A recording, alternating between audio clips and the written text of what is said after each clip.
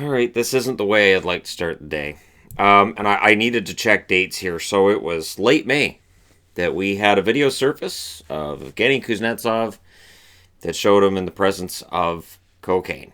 And he said, yeah, I saw it and I ran away. He's been suspended 4 years by the International Ice Hockey Federation for testing positive for. Yeah. And the Washington Capitals forward has voluntarily entered the Substance Abuse and Behavioral Health Program. That means he's going, yeah, I'm screwed. And this is bad because this can be a very long-term program. This really alters the Capitals season. If you are not mad at Kuznetsov right now and you're a Caps fan, you got to understand this absolutely jeopardizes this coming season. Without Kuznetsov, I'm going to be curious to see how things work out for the Capitals because this is one of those times where it's like, well, I know I predicted a cup, but I'm ready to right now, as I stand here, say if Kuznetsov misses a lot of time, and this program is not something that gets done in a week, we could be looking at a shift where the Caps have to make some major readjustments on the fly. He tested on May 26th, and that's why I wanted to check. Because it was around the end of May that this video came out, and Kuznetsov went, I don't do that. He was tested, and that's what tested positive was a May 26th test.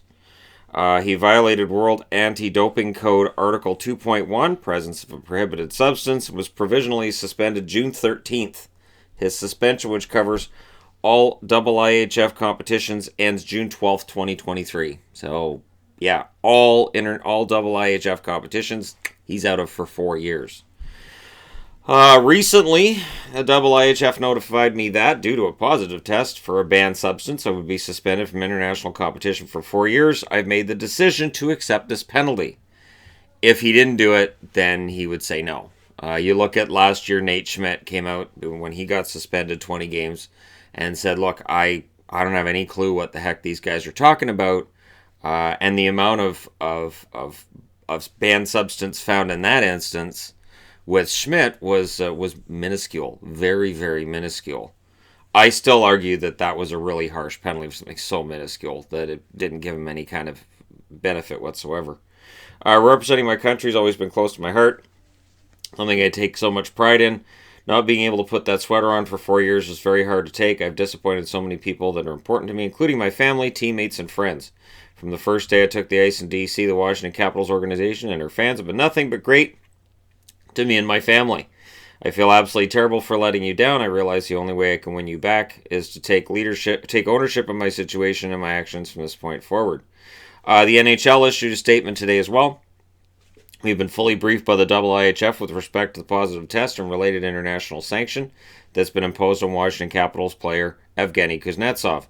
Unlike the IIHF, cocaine is not considered a performance-enhancing drug and therefore is not a prohibited substance under the NHLPA Performance-Enhancing Substance Program. Instead, it is considered a drug of abuse and is tested for for which intervention, evaluation, and mandatory treatment can occur in appropriate cases. So this is where, and there's been talks about this before, and I think we need to reopen this. So the IIHF gives a test to Kuznetsov and it comes back positive. There's been talk before about the NHL's drug testing being kind of lax and not being as stringent as it should be. And the NHL kind of turning a blind eye to this kind of thing in the past. So they'll really punish somebody who is found out, or somebody who comes forward and goes, yeah, I got a problem. However, there's been talk about their drug tests maybe being a little bit more lax than others. So was this a case of Kuznetsov maybe partying a bit because he was going to play IIHF hockey? Or was Kuznetsov in a situation where he would have tested positive in the NHL as well, but their tests weren't as strong as the ones the IIHF have? Because you have masking drugs as well that can, sometimes make your test come back negative instead of positive. This is a whole industry that's existed for decades, so I don't have any doubt that millionaire hockey players have access to the industry standard masking agents.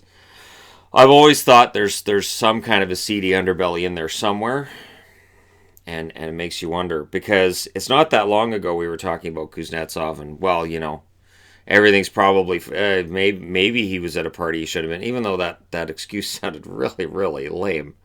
I entered a room but there was drugs. Then I'd use my phone to find out how to leave the room with drugs. Come on, that's not what he said, but it was just as silly. So he has to meet with Bettman. I am guessing a nice long suspension.